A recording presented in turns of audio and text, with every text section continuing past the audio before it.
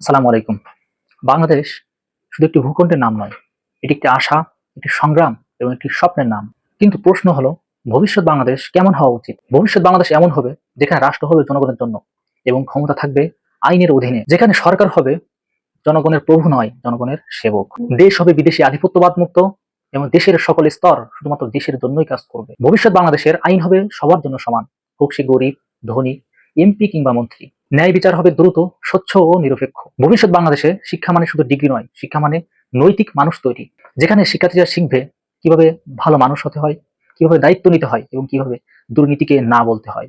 যুবকদের নিজের দেশে চাকরি পেতে হবে যোগ্যতায়, ঘুষে নয় অথবা অন্য কোনো পরিচয় নয়। কৃষক পাবে ন্যায্য দাম, শ্রমিক পাবে ন্যায্য মজুরি এবং ব্যবসা চলবে সিন্ডিকেট ছাড়া। ভবিষ্যৎ বাংলাদেশে ধর্ম, মত ও পরিচয়ের ভিন্নতা নিয়েও সবাই নিরাপদ থাকবে, কারণ সহাবস্থানই একটি সভ্য রাষ্ট্রের পরিচয়। ভবিষ্যৎ বাংলাদেশ কোনো একা দলের নয়, এটি জনগণের আমানত।